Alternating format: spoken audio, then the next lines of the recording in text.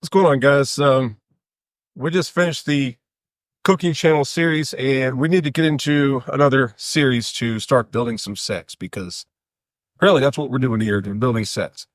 But before we go into what the next set is going to be, or the next series, or the next niche that we're going to be doing, before we go into that, let's go ahead and cover the 5 episodes that we did for the Cooking Channel.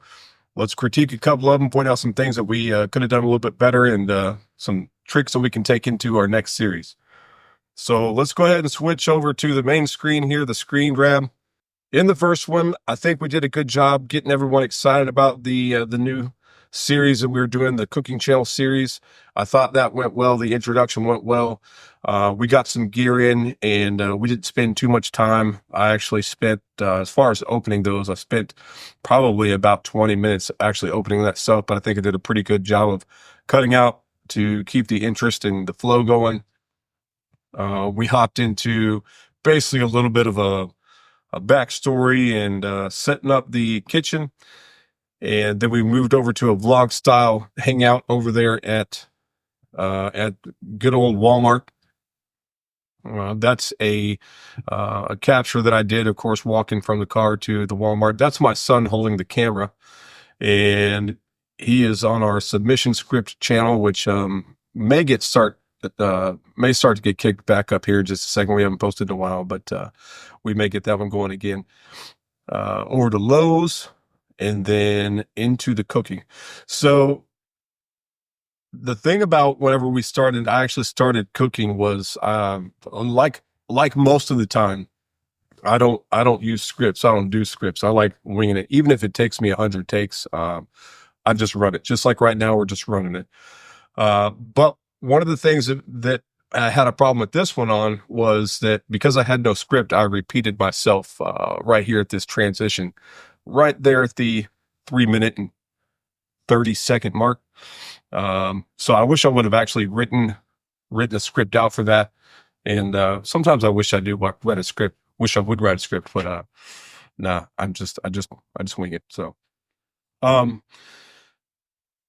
the shots, believe it or not, on this one, I thought were pretty dynamic, and if it's almost like if we could keep those, we let go of the multi-angle thing after this first episode, and I really liked the multi-angle thing. I wish I would have done more of it moving forward with the other cooking episodes, but I'll tell you, it's actually really hard to do cooking episode and while cooking move the camera by yourself. So if you're a solo creator doing cooking episodes, then I got respect for you, because that is not the easiest thing to do.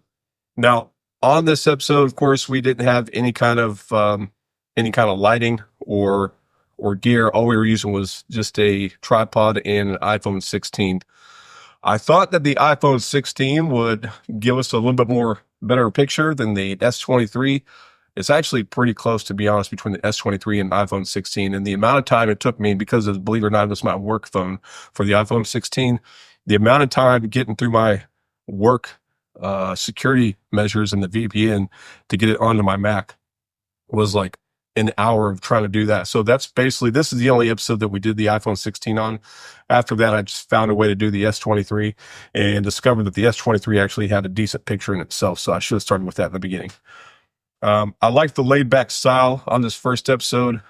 Still wish I would have put some kind of script behind it. And ultimately, of course, the pancakes didn't look that great. But there's a couple of edits here, a couple of cuts that weren't that smooth. But overall, not too bad for a first shot. So let's go ahead and move into episode 2. All right, episode 2.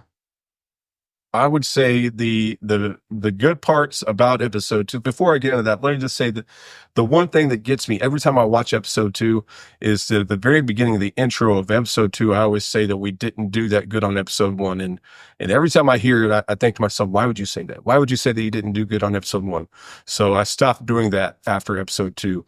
But one of the things about episode 2, it's kind of one of those things where if you're here for watching the setup and the gear and creating the studio and the set. Episode 2 is a great episode for that. If you're here for the cooking part lasts like the very last 30 seconds to a couple of minutes, maybe a minute of episode 2. So there's not a lot of cooking going on. So I found that it's interesting that it actually had a lot of watch time just because it was 11 minutes long. But a lot of people, if you came for wanting to see the cooking, then you jumped out relatively quickly because there was no cooking happening at the beginning. But if you came to watch a studio build, then you hung out for a while. And because it was 11 minutes long, or however long it was, let's see, what is this one is? That is, oh, it's 14 minutes. So being 14 minutes long, it picked up a decent little bit of watch time. That's what we're here for, right? We're all here for some watch time and subscribers and all that kind of stuff. So I didn't like that motion that I did right there with the C-stand. That was kind of embarrassing. So every time I see that, I get a little embarrassed. So I did the C-stand motion.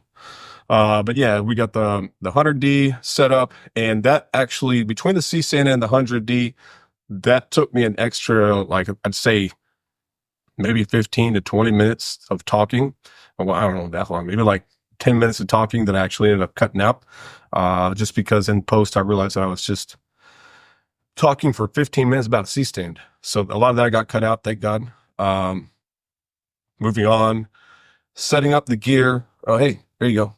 Got an ad going, so we'll go ahead and skip the ad. All right, so again, moving on. So it paced pretty good. You know, a lot of times when you're making videos, you got to consider the amount, like the pacing that you're giving to the viewer. So it paced pretty good all the way up until basically setting up the this piece here, which is the magic arm section, and getting the light over the oven, or excuse me, the stove. That took forever, and it slowed down the pacing. So I think if you were to go from here all the way through about, how far is it? No, it's about 2 to 3 minutes worth of setting up a magic arm, which is just a little bit too much, and I should have cut that down. But hey, that's extra watch time. So, all right. And then we get the lights set up, and we open up the box, which that's one of the cool things I like about this channel is the ability to open up boxes. So it's kind of like a build out and an unboxing type channel all in one. Now, on that note, real quick, I will just go ahead and point out while my other self is opening an aperture box on the screen there, we did get some more stuff in because it does help to have more gear. So we got a couple of extra C-stands. So we are now up to 3 C-stands. So that is your official unboxing for this episode. We have a total of 3 C-stands, all of them in black. And now we can put up some lights. We can actually raise the Expiremental 100D to the proper height, which is about 6 feet or so, whereas before we were using the cheap janky stand. And first of all, I'd try to fall over, but secondly, it'd only go to like 5 feet. So yay, C-stands. All right, so back to the video. All right, episode 2, we did get the aperture light. And just again, real quick, I will point out that I'll walk back and back here, right about here, there's an extra blue haze that's coming from that MC small light that we got in on episode 2.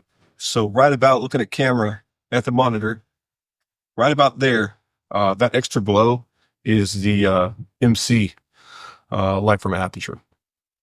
All right, so back to the screen here. So now we get into the official cooking section.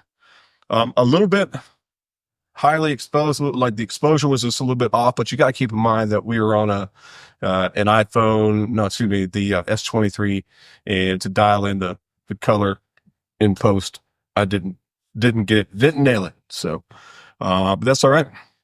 Those energy balls are pretty good though. So if you haven't tried them, go check out at least the end of episode 2.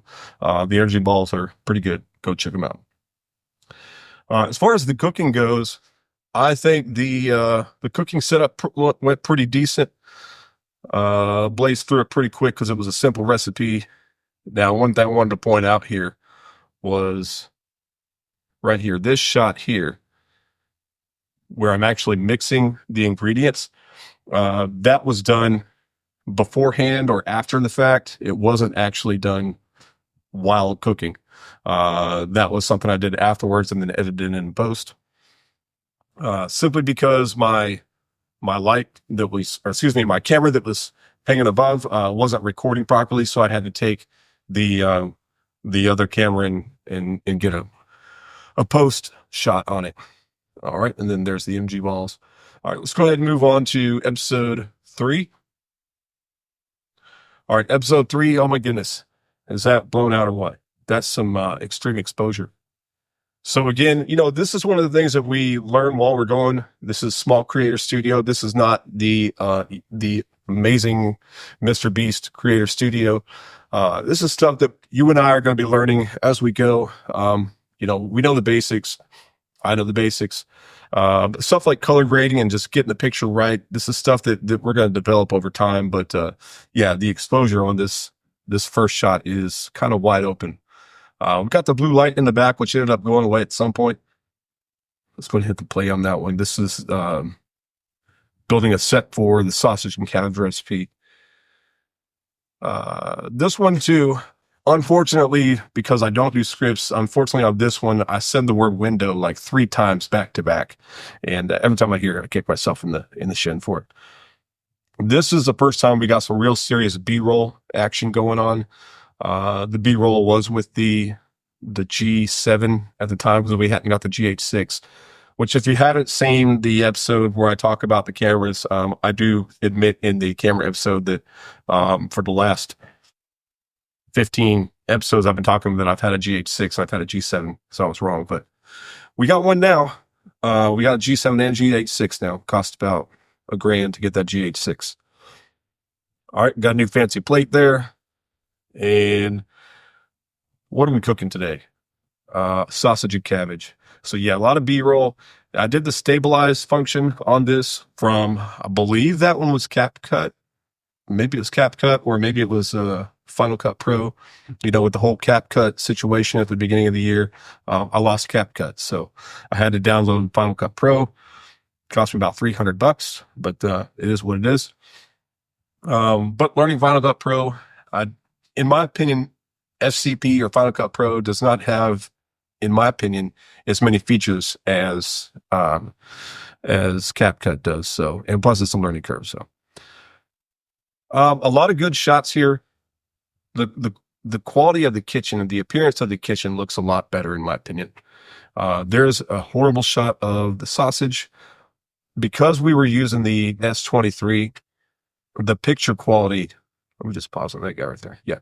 The picture quality of the food was not amazing. And also the color grading was not amazing either.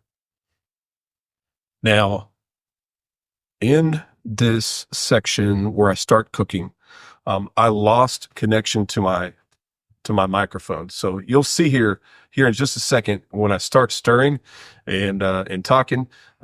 If you look at my face, I'm saying stuff, but my microphone has shut off right here. There it is. Yeah, I was talking, but my microphone was off, so that all screwed up. These are production issues that you go through. All right, pretty good cabbage recipe, to be honest. The sausage and cabbage recipe, if you haven't tried that, is super simple and it's actually pretty good. All right, let's move along. Let's go ahead and hop over to episode 4. All right, so episode 4 is the episode where we got the camera in the G7, or excuse me, the GH6, and because of that, we did the camera episode, and it looked really good. There's the B-roll footage from the GH6, and let's skip through. We got some gear in for that thing. We got the cage, and we got 2 handles for it, as well as a monitor. All right. And then some, yeah, let's do a quick comparison. This is the iPhone, or excuse me, the S23 and the GH6. So if you're ever wondering if going from an iPhone or a S23 or, Samsung over to a professional camera makes a difference, there you go. It does. Plus you get the opportunity to change lenses and do different focal lengths and all that. So if you have the money, it only takes about $500 to get yourself like G7 or what is it, Sony ZV-1. So just go ahead and do it if you have that kind of money. Good shots here. Honestly, the quality of the set and the cooking here, this really should have been the capstone episode on episode 4, but I really planned on opening it up on episode 5 and doing like what do you call it, the Iron Chef America with different angles and all that kind of fun stuff, but I didn't end up getting around to doing that. So all right, yeah, I really do like the way this episode turned out. Had a good quality shots. We kind of honed in the color grading a little bit. That's a big steak. That steak right there cost $45. So from Sano, so it's a big steak. All right, let's go ahead and move along. What else we got going on here? Okay, good close-up shot of the steak. That's with the same camera that's on the stand right there. Same lens and everything, just up close. It's technically a macro lens. It's the Mickey 25 macro lens. All right, moving forward. While we're waiting for the potatoes to cook, we made the sauce on the side. And steak comes out. I was actually surprised that the steak turned out to the proper cooking temperature. I was really crossing my fingers that it would turn out that way because, like I said in episode 1, I'm not a professional chef, so I was kind of just hoping it turned out, and it did. So that worked out for us. See if I got that. Look at that. Is that not nice or what? That's good. Like I said, that episode should have been the capstone episode. All right, let's go ahead and do the final episode. Hopefully you guys just saw that one that was uploaded, I think, this past week. And I'll be 100% honest on episode 5, the final episode. I did not, by the time I got through all 4 of the first episodes, the 5th episode was just kicking my butt. So I went through it. It's a good little recipe for flan. The one error that we had on the episode 5 was that when I made the caramel should be put underneath the flan before you put it in the oven. And that did not happen. And I put that caramel at the end after the flan already cooled. I put it on the top of the flan being hot. And if you know about caramel and sugar, it turns into basically hard candy. So there's a secret there for you. Put the caramel underneath the flan. All right, let's get past all this stuff. So a lot of this stuff here was basically just close-up shots. There was not a whole lot of, someone standing in the frame. It was a lot of product shots or detail shots, all stitched together with a voiceover, basically. Short video, I think less than 2 minutes. And